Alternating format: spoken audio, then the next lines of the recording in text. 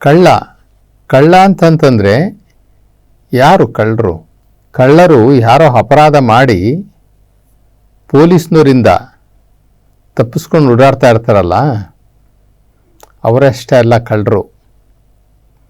ಅಥವಾ ಯಾವುದೋ ಒಂದು ಕ್ರೈಮ್ ಮಾಡಿ ಸಿಕ್ಕಿ ಬಿದ್ದಿರ್ತಾರಲ್ಲ, ಅವರಷ್ಟೇ ಅಲ್ಲ ಕಳ್ಳರು.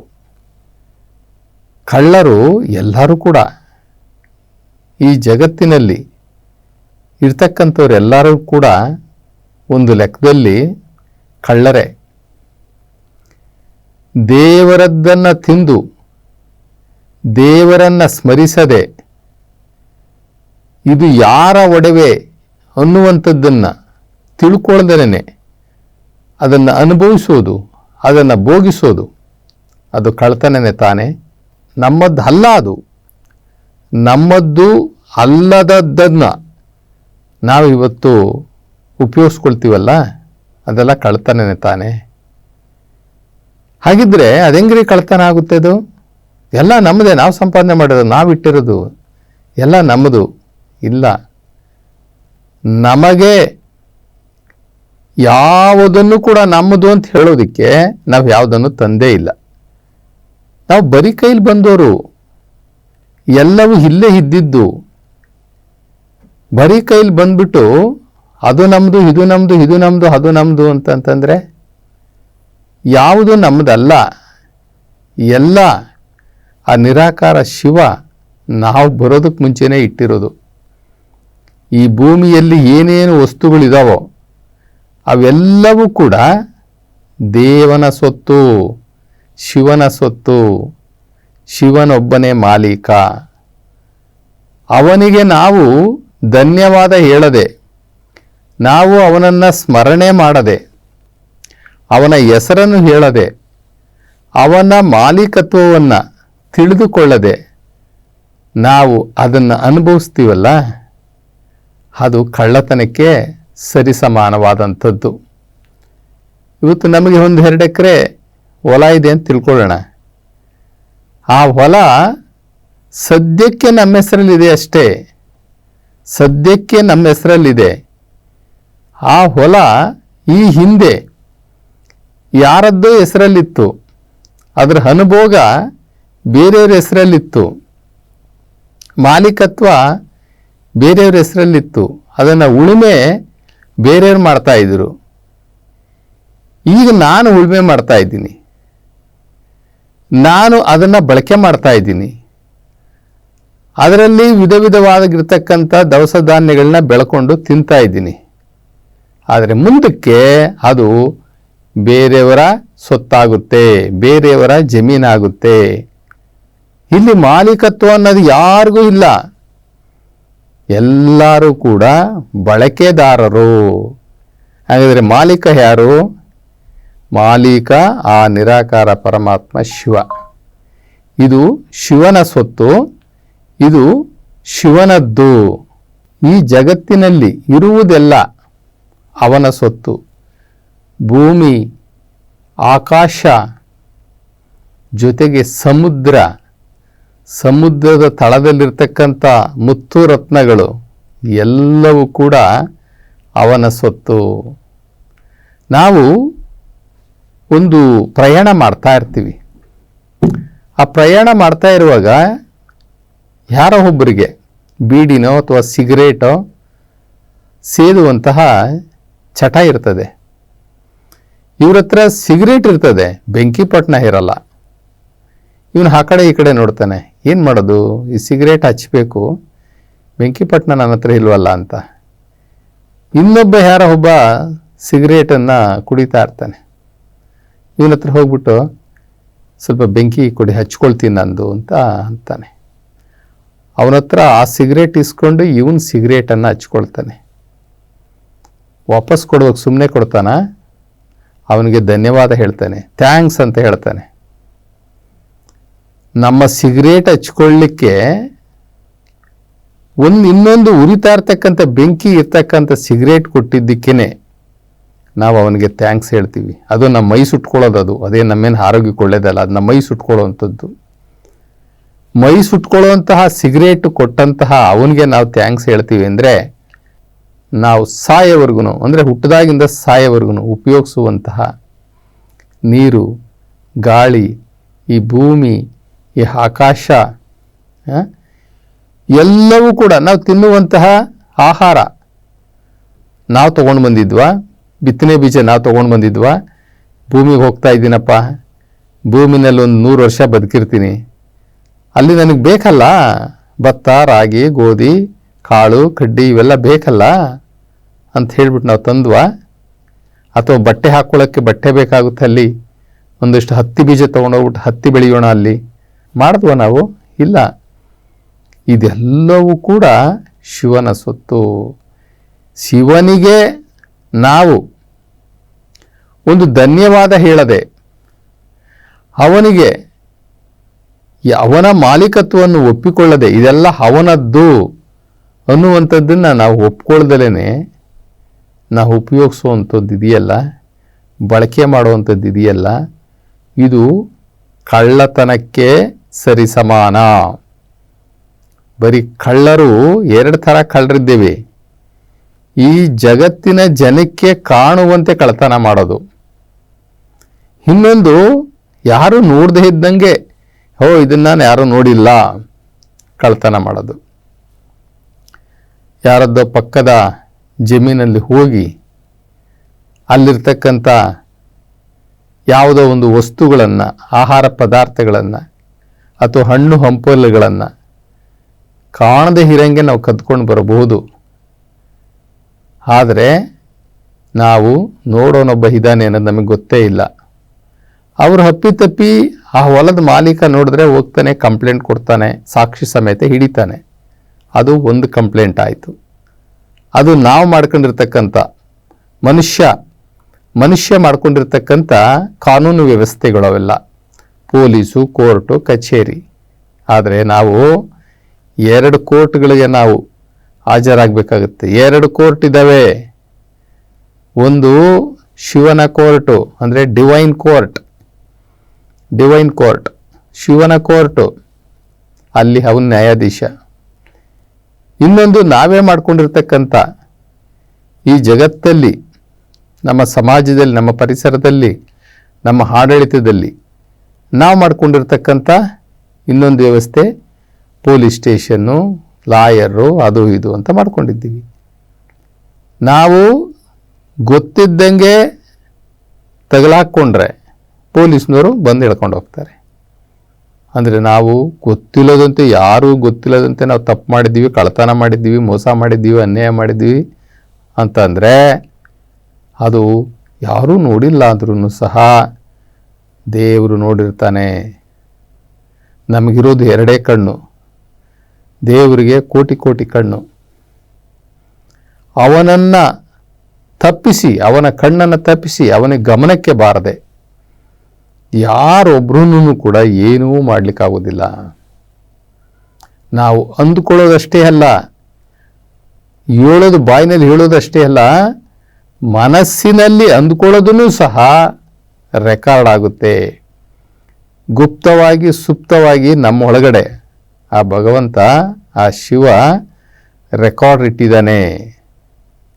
ಅದಕ್ಕೆ ಕಾರಣ ಶರೀರ ಅಂತ ಕರೀತಾರೆ. ನಮ್ಮದು 3 ಶರೀರಗಳಿದ್ದಾವೆ. ಒಂದು ಸ್ಥೂಲ ಶರೀರ ಅಂದರೆ ಈಗ ತೋರುವಂತಹ ಈ ಸ್ಥೂಲ ಶರೀರ, ಸೂಕ್ಷ್ಮ ಶರೀರ ಮತ್ತು ಕಾರಣ ಶರೀರ. ಆ ಕಾರಣ ಶರೀರದಲ್ಲಿ ಪ್ರತಿಯೊಂದೂ ಕೂಡ ನಾವು ಮಾಡುವಂತಹ ಪ್ರತಿಯೊಂದು ಕೆಲಸನೂ ಕೂಡ ಅನ್ಯಾಯ, ಮೋಸ, ಒಳ್ಳೆಯದು, ಕೆಟ್ಟದ್ದು ಎಲ್ಲವೂ ಕೂಡ ರೆಕಾರ್ಡ್ ಆಗುತ್ತೆ. ನಾವು ಅಂದ್ಕೊಂಡಿದ್ದೂ ಕೂಡ ಅಲ್ಲಿ ರೆಕಾರ್ಡ್ ಆಗುತ್ತೆ.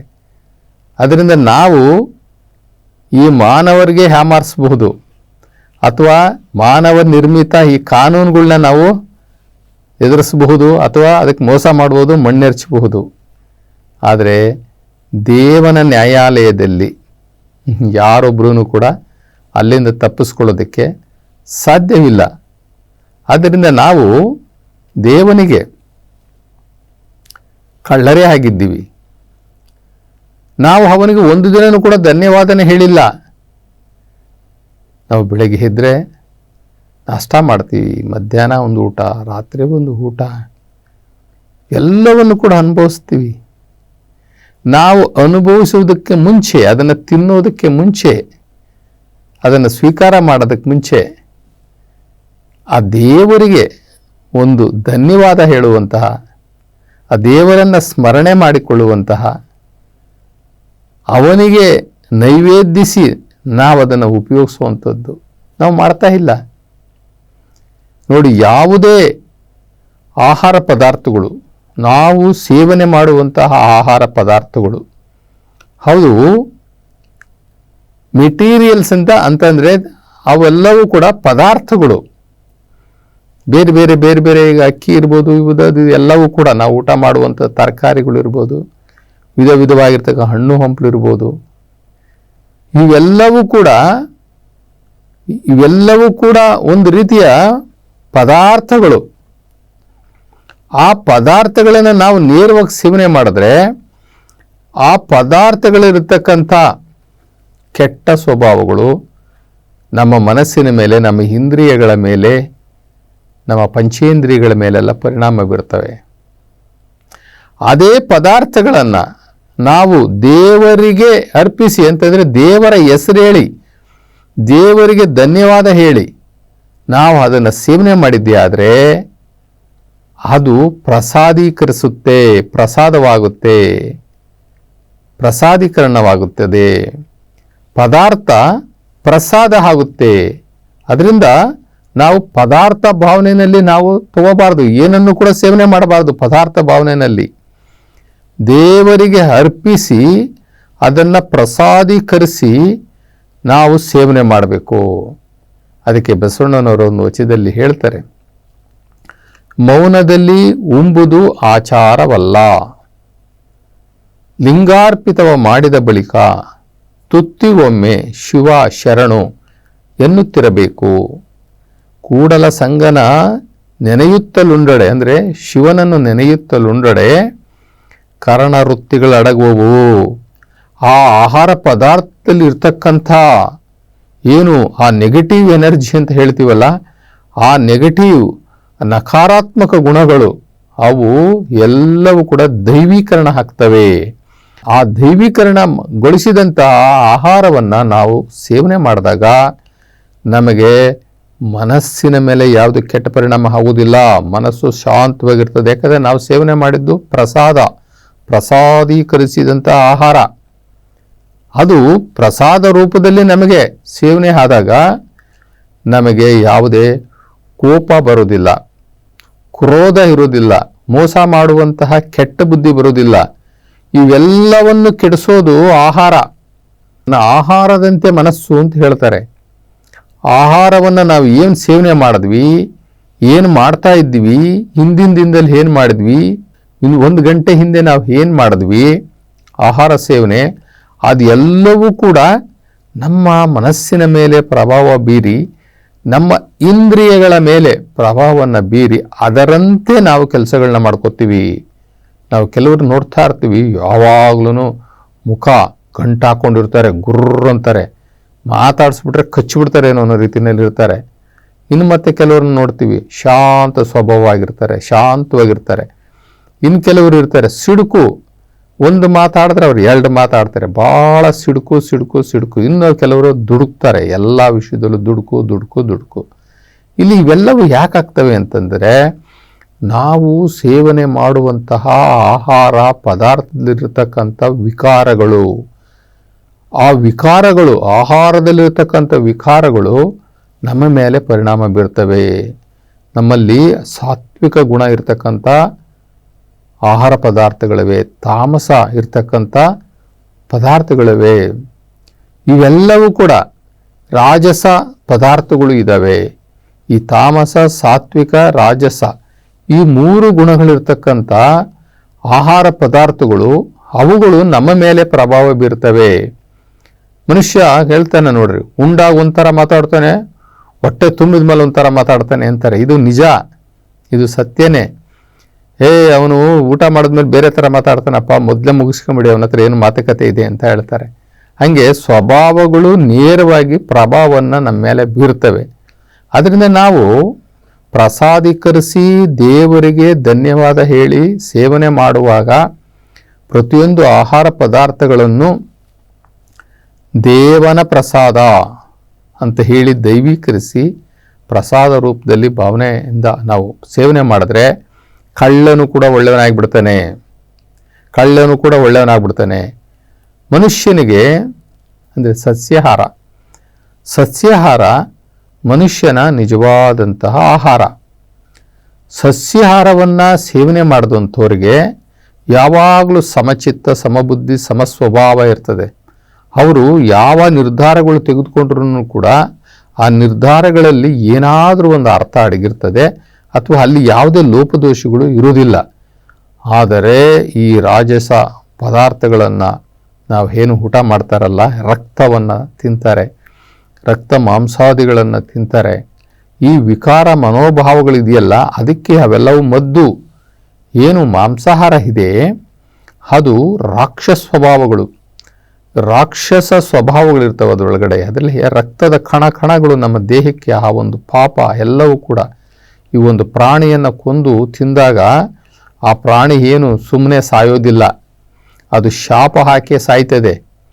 ನಾನು ಬದುಕುವ ಸ್ವಾತಂತ್ರ್ಯವನ್ನು ಕಿತ್ಕೊಳ್ತಾ ಇದ್ದಾರೆ, ನನ್ನನ್ನು ಹಿಂಸಿಸಿ ಸಾಯಿಸ್ತಾ ಇದ್ದಾರೆ ಅನ್ನುವಂತಹ ಶಾಪವನ್ನು ಕೊಟ್ಟೆ ಅದು ಸಾಯೋದು. ಮನುಷ್ಯ ಏನು ತನಗೇನು ಗೊತ್ತಿಲ್ಲ ಅಂದ್ಬಿಟ್ಟು ಇವನು ಮಾಡ್ತಾ ಇರಬಹುದು, ಆದರೆ ಪ್ರತಿಯೊಂದು ಮೂಕ ಪ್ರಾಣಿಯೂ ಕೂಡ ಅದಕ್ಕೆ 3 ಸ್ವಭಾವಗಳು ಇದ್ದೇ ಇರ್ತವೆ.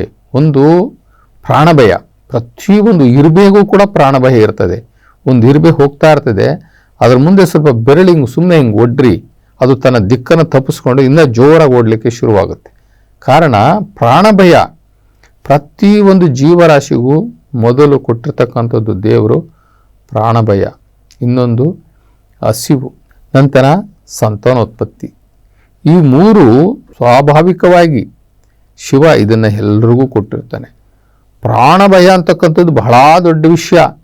ಮೂಕ ಪ್ರಾಣಿಯನ್ನು ಕೊಂದು ತಿನ್ನುವಾಗ ಅದು ಏನು ಅದು ಗೊತ್ತಿಲ್ಲ ಅಂತ ಅನ್ಕೊಳ್ಳೋದಲ್ಲ, ಅದು ಬಹಳ ಗಂಭೀರವಾಗಿ ಚಿಂತನೆ ಮಾಡಿ ಭಯಗ್ರಸ್ತವಾದಂತಹ ಸಂದರ್ಭದಲ್ಲಿ ನನ್ನ ಕೊಲ್ತಾ ಇದ್ದಾರೆ ಅನ್ನುವಂತಹ ಸಂದರ್ಭದಲ್ಲಿ ಅದರ ರಕ್ತ ಕಂಪ್ಲೀಟು ವಿಷ ಆಗಿಬಿಡ್ತದೆ. ಅದರ ರಕ್ತ ಸಂಪೂರ್ಣವಾಗಿ ವಿಷಮಯ ಆಗಿಬಿಡ್ತದೆ. ಅದರಲ್ಲಿ ನೆಗೆಟಿವ್ ಥಾಟ್ಸು ಕಂಪ್ಲೀಟು ಆ ರಕ್ತದಲ್ಲಿ ಸೇರಿಕೊಳ್ತದೆ, ಆ ಮಾಂಸದಲ್ಲಿ ಇರ್ತದೆ. ಅದು ವಿಷ ಆಗುತ್ತೆ. ಅದು ಯಾವಾಗ ಭಯ ಪಟ್ಕೊಳ್ಳುತ್ತೆ ಆ ಮೃಗ ಅಥವಾ ಆ ಪ್ರಾಣಿ ಏನು ಭಯ ಪಟ್ಕೊಳ್ಳುತ್ತೆ, ಆವಾಗ ಸಂಪೂರ್ಣವಾಗಿ ಅದರ ಶರೀರದಲ್ಲಿರ್ತಕ್ಕಂಥ ಎಲ್ಲ ರಕ್ತದ ಕಣಗಳು ಕೂಡ ವಿಷವಾಗಿ ಪರಿವರ್ತನೆ ಆಗಿಬಿಡ್ತವೆ. ಸೊ ಅದೊಂದು ನೆಗೆಟಿವ್ ಎನರ್ಜಿ ಆಗುತ್ತೆ, ಜೊತೆಗೆ ಅದು ಶಾಪ ಕೂಡ ಹಾಕುತ್ತೆ. ಅಂಥ ಶಾಪದ ಆಹಾರವನ್ನು ತಿನ್ನೋದ್ರಿಂದ ನಮಗೆ ರಾಕ್ಷಸಿ ಗುಣಗಳು ಜಾಸ್ತಿ ಆಗ್ತವೆ. ರಾಕ್ಷಸಿ ಗುಣಗಳಂದ್ರೇನು? ನಮ್ಮಲ್ಲಿ ಇರ್ತಕ್ಕಂಥ ಕಾಮ ಇದೆ, ಎಲ್ಲರಲ್ಲೂ ಇದೆ. ಕ್ರೋಧ, ಮದ, ಮತ್ಸರ ಇವೆಲ್ಲವೂ ಕೂಡ ಅವಕ್ಕೆಲ್ಲ ಊಟ ಹಾಕ್ದಂಗೆ ನಾವು ಏನು ಒಂದು ಈ ಮಾಂಸಾಹಾರವನ್ನು ನಾವು ಮಾಡ್ತೀವಿ, ಅದು ಪ್ರತಿಯೊಂದು ಈ ರಾಕ್ಷಸ ಗುಣಗಳಿರ್ತಕ್ಕಂಥ ಇಂದ್ರಿಯಗಳಿಗೆ ಪ್ರತಿದಿನ ನಾವು ಊಟ ಕೊಟ್ಟಂಗೆ, ಅವನ್ನ ಸಾಕ್ದಂಗೆ, ನಾವು ಅವನ್ನ ಬೆಳೆಸ್ದಂಗೆ ಆಗುತ್ತೆ. ಅದರಿಂದ ಈ ಕಳ್ಳತನ ಅನ್ನೋದು ಇದೆಯಲ್ಲ, ಇದು ನಮ್ಮ ಶರೀರಕ್ಕೆ ಮೋಸ ಮಾಡೋದನ್ನು ಸಹ ಒಂದು ಕಳ್ಳತನನೇ. ಏನು ಶರೀರಕ್ಕೆ ನಾವು ಕೊಡಬೇಕು ಅದನ್ನು ಕೊಡದೇ ಇರತಕ್ಕಂಥದ್ದನ್ನು ಕೂಡ ಒಂದು ಕಳ್ಳತನನೇ. ಏನು ನಾವು ಬಾಯಿ ಚಪಲಕ್ಕೆ, ನಾಲಿಗೆ ಚಪಲಕ್ಕೆ ಏನು ಮಾಂಸಾಹಾರಗಳು ಮಾಡ್ತೀವಿ, ಅಥವಾ ನಮಗೆ ಒಗ್ಗದೇ ಇರತಕ್ಕಂಥದ್ದು, ನಮ್ಮ ಶರೀರಕ್ಕೆ ಆಗದೇ ಇರತಕ್ಕಂಥ ಆಹಾರ ಸೇವನೆ ಮಾಡ್ತೀವಲ್ಲ, ಅದನ್ನು ಕೂಡ ನಮ್ಮ ಮೇಲೆ ನಾವು ಮೋಸ ಮಾಡ್ಕೊಂಡಂಗೆ, ನಮಗೆ ಮೇಲೆ ನಾವು ಅನ್ಯಾಯ ಮಾಡ್ಕೊಂಡಂಗೆ. ಬಸವಣ್ಣವ್ರು ಹೇಳ್ತಾರೆ, ಕೊಲ್ಲೆನಯ್ಯ ಪ್ರಾಣಿಗಳ ಮೆಲ್ಲೆನಯ್ಯ ಬಾಯಿ ಇಚ್ಛೆಗೆ. ಇದು ಏನು ನಾವು ಬೇರೆ ನಾವು ಮಾಂಸಾಹಾರಗಳಲ್ಲಿ ನಾವು ಅನೇಕ ವಿಧಗಳನ್ನು ಮಾಡಿಕೊಂಡು ಎಲ್ಲ ಊಟ ಮಾಡ್ತಾರಲ್ಲ, ಇದು ನಾಲಿಗೆ ಇಚ್ಛೆಗೆ ನಾಲಿಗೆಯನ್ನು ತೃಪ್ತಿಪಡಿಸ್ಲಿಕ್ಕೆ ಇವೆಲ್ಲ ಮಾಡ್ತಾರೆ. ಹೊಟ್ಟೆ ತುಂಬೋದಕ್ಕಲ್ಲ, ಅದನ್ನು ಯಾರು ಕೂಡ ಮಾಂಸನೇ ತಿಂದು ಬದುಕಿರೋರು ಯಾರೂ ಇಲ್ಲ. ಅಥವಾ ಹೊಟ್ಟೆ ಹಸಿವಿಗೋಸ್ಕರ ನಾನು ಪ್ರಾಣಿಗಳನ್ನು ಕೊಲ್ತಾ ಇದ್ದೀನಿ ಅನ್ನೋಂಥದ್ದು ಬಹಳ ಅಪರೂಪ. ನಾಲಿಗೆ ಇಚ್ಛೆಗೆ ಪ್ರಾಣಿಗಳನ್ನು ಕೊಲ್ತಾರೆ, ಹೊಟ್ಟೆ ತುಂಬ ಅನ್ನವನ್ನು ಊಟ ಮಾಡ್ತಾರೆ. ಹೊಟ್ಟೆಗೆ ಅನ್ನ ಬೇಕು ಅಷ್ಟೇ. ಅವ್ರು ಏನೇ ತಿಂದರು ಏನೇ ಮಾಡಿದ್ರು ಕೂಡ ಕೊನೆಗೆ ಅವನು ಬರೋದು ರಸ ಅನ್ನಕ್ಕೆ, ಸಾಂಬಾರು ಅನ್ನಕ್ಕೆ ಬರ್ತಾನೆ. ಅದೇ ಸಾಂಬಾರು ಅನ್ನನ, ರಸ ಅನ್ನನ ಹೊಟ್ಟೆ ತುಂಬ ಊಟ ಮಾಡಿದ್ರೆ ಆರೋಗ್ಯ. ನಾವು ನಾಲ್ಕಾಣಿ ನಾಲ್ಗೆಗೆ ನಾವು ಇನ್ನು 75 ಭಾಗ ಇರತಕ್ಕಂಥ ಶರೀರವನ್ನು ನಾವು ಬಲಿ ಕೊಡ್ತೀವಲ್ಲ, ಇದು ಒಂದು ಕಳ್ಳತನನೇ. ಆದರೆ ಏನೇ ಇರಬಹುದು, ನಾವೆಲ್ಲರೂ ಕೂಡ ದೇವರಿಗೆ ಸಾಲಗಾರರು. ಎಷ್ಟು ಸಾಲ ಮಾಡಿದ್ದೀವಿ ದೇವರ ಹತ್ರ ಅಂತಂತಂದರೆ, ಇನ್ನು ಎಷ್ಟು ಜನ್ಮ ಎತ್ತಿ ಬಂದ್ರೂ ಕೂಡ ನಾವು ಆ ಸಾಲ ತೀರಿಸ್ಲಿಕ್ಕೆ ಆಗೋದಿಲ್ಲ. ಅಷ್ಟು ಸಾಲ ಮಾಡಿದ್ದೀವಿ ನಾವು. ಪ್ರತಿ ಜನ್ಮದಲ್ಲೂ ಸಾಲ ಮಾಡಿದ್ದೀವಿ, ಈ ಜನ್ಮದಲ್ಲೂ ಸಾಲ ಮಾಡಿದ್ದೀವಿ. ಅವನನ್ನು ನೆನೆಯದೆ, ಅವನಿಗೆ ಧನ್ಯವಾದವನ್ನು ಹೇಳದೆ, ಅವನು ಇಟ್ಟಿರ್ತಕ್ಕಂಥ ಆಹಾರ ಪದಾರ್ಥಗಳಿಂದ ಹಿಡ್ಕೊಂಡು ಪ್ರತಿಯೊಂದನ್ನು ಕೂಡ ನಾವು ಅನುಭವಿಸ್ತಾ ಇದ್ದೀವಲ್ಲ. ಈಗ ಸೂರ್ಯನ ಬೆಳಕಿಲ್ಲದಲ್ಲೇ ನಾವು ಬದುಕಲಿಕ್ಕೆ ಸಾಧ್ಯನಾ? ಸೂರ್ಯನ ನಾವಿಟ್ಟಿದ್ದೀವ? ಗಾಳಿಯನ್ನು ನಾವು ಇಟ್ಟಿದ್ದೀವ? ನೀರನ್ನು ನಾವು ತಯಾರು ಮಾಡಿದ್ವಿ. ಮಾನವ ತಯಾರು ಮಾಡಿದ್ನ ನೀರನ್ನು? ಗಾಳಿನ ಮನುಷ್ಯ ತಯಾರು ಮಾಡಿದ್ನ? ಸೂರ್ಯನ ಬೆಳಕನ್ನು ಮನುಷ್ಯ ತಯಾರು ಮಾಡಿದ್ನ? ಈ ಭೂಮಿಯನ್ನು ಮನುಷ್ಯ ತಯಾರು ಮಾಡಿದ್ನ? ಇವೆಲ್ಲವೂ ಯಾರ ಕೊಡುಗೆಗಳು? ಇವೆಲ್ಲವೂ ಕೂಡ ಯಾರ ಸೊತ್ತು? ಇವೆಲ್ಲವನ್ನು ಉಪಯೋಗಿಸುವಂತಹ ನಾವು ಆ ಶಿವನಿಗೆ ದಾಸರಾಗಿ, ಆ ಶಿವನಿಗೆ ಶರಣಾಗಿ, ಆ ಶಿವನಿಗೆ ನಾವು ಸರೆಂಡರ್ ಆಗಬೇಕು. ಯಾವ ರೀತಿ ಸರೆಂಡರ್ ಆಗಬೇಕಪ್ಪ ಅಂತಂದರೆ, ಎನ್ನ ವಾಮಕ್ಷೇಮ ನಿಮ್ಮದಯ್ಯ, ಎನ್ನ ಆನಿವೃದ್ಧಿ ನಿಮ್ಮದಯ್ಯ, ಎನ್ನ ಮಾನ ಅಪಮಾನ ನಿಮ್ಮದಯ್ಯ, ಬಳ್ಳಿಗೆ ಕಾಯಿ ದಿಮ್ಮಿತ್ತೇ ಶಿವ ಕೂಡಲ ಸಂಗಮ ದೇವ. ಆಡಿದೊಡೆಯನ್ನೊಡೆಯನ ಹಾಡುವೆ, ಬೇಡಿದೊಡೆಯನ್ನೊಡೆಯನ ಬೇಡುವೆ, ಒಡೆಯಂಗ್ ಒಡಲ ತೋರಿ ಎನ್ನ ಬಡತನವ ಭಿನ್ನಯಿಸುವೆ, ಒಡೆಯ ಮಹಾದಾನಿ ಶಿವ ಕೂಡಲ ಸಂಗಮ ದೇವನಿಗೆ ಸೆರಗೊಡ್ಡಿ ಬೇಡುವೆ. ಯಾಕೆ ಅಂತಂದರೆ ಅವನೇ ತಂದೆ, ಅವನೇ ತಾಯಿ, ಅವನೇ ಬಂಧು, ಅವನೇ ಬಳಗ. ಬಸವಣ್ಣನವರು ಶರಣರು ಈ ರೀತಿಯಾಗಿ ಕೊನೆಯದಾಗಿ ಇನ್ನೇನು ಚಾನ್ಸೇ ಇಲ್ಲ, ನಾವು ಮಾಡಿದ ಪಾಪಗಳಿಂದ ನಾವು ತಪ್ಪಿಸ್ಕೊಳ್ಳೋದಕ್ಕೆ ಚಾನ್ಸೇ ಇಲ್ಲ ಅಂತ ಕಂಡು ಬಂದಾಗ, ಆವಾಗ ಪ್ರತಿಯೊಬ್ಬರೂ ಕೂಡ ಶರಣರಾಗದೇ ಇದ್ದರೆ, ಶಿವನಿಗೆ ಮೊರೆ ಹೋಗದೇ ಇದ್ದರೆ ಖಂಡಿತ ನಮಗೆ ಮತ್ತೆ ಮರುಹುಟ್ಟು ಜೊತೆಗೆ ಅಪರಾಧಕ್ಕೆ ನಾವು ತಗಲಾಕೊಳ್ತೀವಿ. ಶರಣರು ಹೇಳ್ತಾರೆ, ನೀನು ಶರಣಾಗ್ಬಿಡು, ನೀನು ಸರೆಂಡರ್ ಆಗು, ಬೇಗ ದೇವ್ರಿಗೆ ಸರೆಂಡರ್ ಆಗ್ಬಿಡು. ಸರೆಂಡರ್ ಆಗೋದಕ್ಕೆ ಅಂದು ಹಿಂದು ಮತ್ತೊಂದು ದಿನ ಅನ್ನಬೇಡ. ಅಂದು ಹಿಂದು ಇವತ್ತು ಹಾಕ್ತೀನಿ, ನಾಳೆ ಹಾಕ್ತೀನಿ, ಮತ್ತೊಂದು ದಿನ ಹಾಕ್ತೀನಿ ಅನ್ನಬೇಡ. ಶರಣಾಗುವವನಿಗೆ ದಿನ ಹಿಂದೆ. ಶಿವನಿಗೆ ಸರೆಂಡರ್ ಆಗೋದಕ್ಕೆ ಇವತ್ತೇ. ನೋಡಿ, ಸಾಮಾನ್ಯವಾಗಿ ನಾವು ಹೊರಗಡೆ ಜಗತ್ತಲ್ಲಿ ನಾವೇನು ಕಾನೂನುಗಳು ಮಾಡ್ಕೊಂಡಿದ್ದೀವಲ್ಲ, IPC ಸೆಕ್ಷನ್ಸ್ ಮಾಡ್ಕೊಂಡಿದ್ದೀವಲ್ಲ, ಅವನು ಸರೆಂಡರ್ ಆದರೆ ಅವನಿಗೆ ಸ್ವಲ್ಪ ಕನ್ಸೆಷನ್ ಉಂಟು ಶಿಕ್ಷೆನಲ್ಲಿ. ಅವನು ತಪ್ಪಿಸ್ಕೊಂಡು ಹೋಗಿ ಪೊಲೀಸ ಅರೆಸ್ಟ್ ಮಾಡಂಗೆ ಕರ್ಕೊಂಬಂದ್ರೆ ಅವಾಗ ಯಾವ ಕನ್ಸೆಷನ್ನು ಇಲ್ಲ. ಅವನು ಬಂದು ಅಪರಾಧವನ್ನು ಒಪ್ಪಿಕೊಂಡು ಅವನು ಸರೆಂಡರ್ ಆದರೆ ನಮ್ಮ IPC ಸೆಕ್ಷನ್ಗಳಲ್ಲೂ ಕೂಡ ಒಂದಷ್ಟು ಕನ್ಸೆಷನ್ ಇದೆ. ಹಾಗೆ ದೇವರು ಮರಣ ಅನ್ನುವಂತಹ ಶಿಕ್ಷೆಯನ್ನು ಕೊಡುವುದಕ್ಕೆ ಮುಂಚೆ ನಾವು ಭಗವಂತನಿಗೆ, ಶಿವನಿಗೆ ಶರಣಾದರೆ, ಸರೆಂಡರ್ ಆದರೆ ನಮಗೆ ಒಂದಷ್ಟು ಕನ್ಸೆಷನ್ ಉಂಟು. ಅಂದು ಹಿಂದು ಏನಬೇಡ, ಶರಣಾಗುವವನಿಗೆ ದಿನ ಹಿಂದೆ. ಶಿವ ಹರನಿಗೆ ಶರಣಾಗುವವನಿಗೆ, ಶಿವ ಹನಿಗೆ ಶರಣಾಗುವವರಿಗೆ ದಿನ ಹಿಂದೆ.